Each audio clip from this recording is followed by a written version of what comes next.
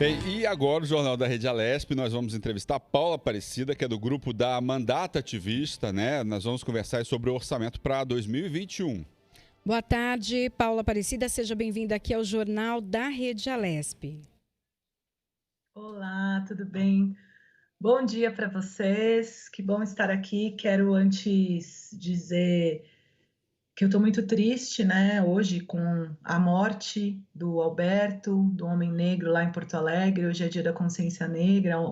Espero que nós todos possamos superar esse racismo institucional que coloca a polícia e os seguranças para matar cotidianamente os homens pretos no nosso país. Bom, Queria fazer essa saudação. Eu queria que também a senhora falasse um pouquinho para a gente, né, sobre a Lei Orçamentária Anual, né, LOA. O que significa para São Paulo e principalmente os desafios para esse ano para organizar, então, a casa financeiramente? A LOA é um instrumento de planejamento que os governantes utilizam para gerenciar as receitas, as despesas públicas em todo o ano, né?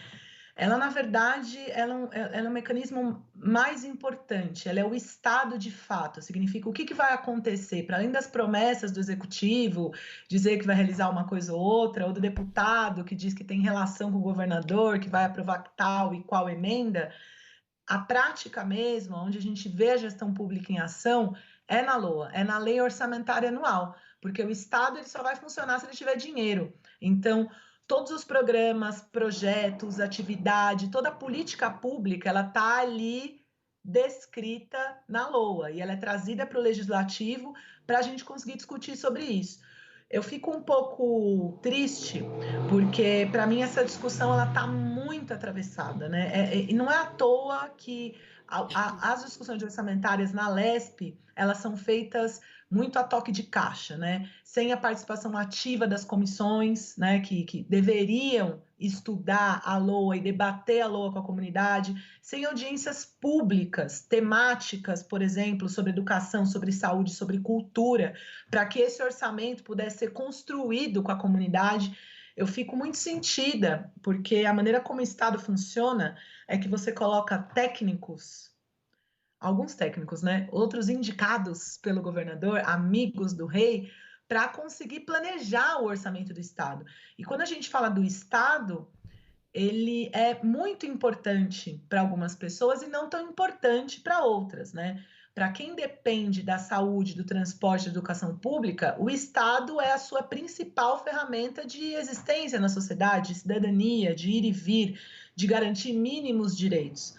Mas, por incrível e por mais estranho que pareça, as pessoas que hoje decidem, planejam e organizam a política pública no estado de São Paulo não dependem do Estado, né? É como se fosse, eu costumo brincar, falar que como se aquele turista que vem lá do Japão aqui tirar um monte de foto dos lugares, olhar assim com aquele olhar de curioso, né?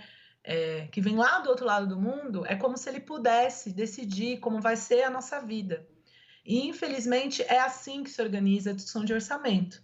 Os políticos que não usam o SUS, que não têm os filhos na escola pública, que vão uma vez ou outra no transporte público gravar um videozinho, naquele ônibus que passa ali no corredor, bem ali perto da LESP, né? Nas regiões bem centrais, bem ricas da cidade, com os ônibus cheios de ar-condicionado, com estofinho gostoso, né?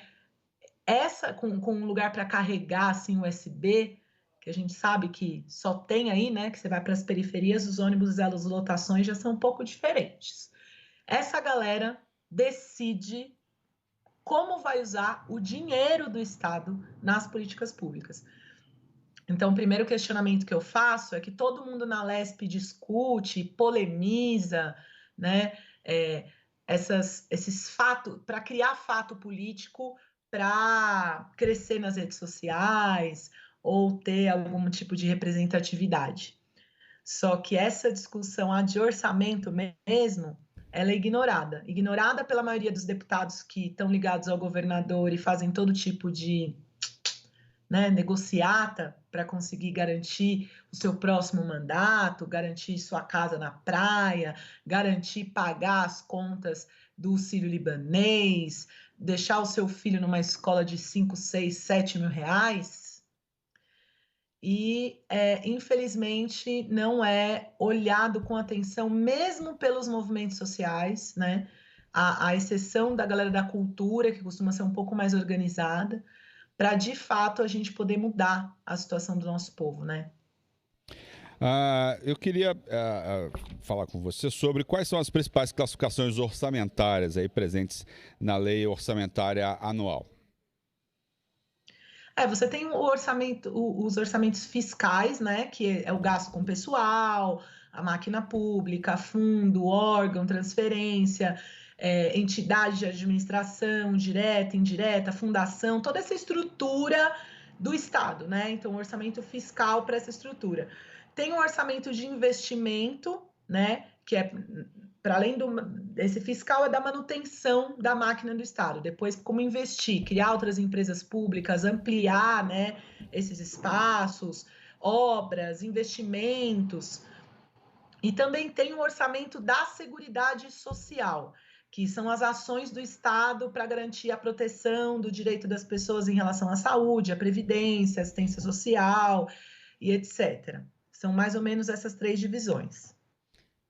A população, ela consegue acompanhar, então, esse orçamento, sabe como funciona, tem algum lugar, algum recurso que ela consegue, então, acionar e também ver esse debate entre os deputados para saber exatamente o que vai acontecer?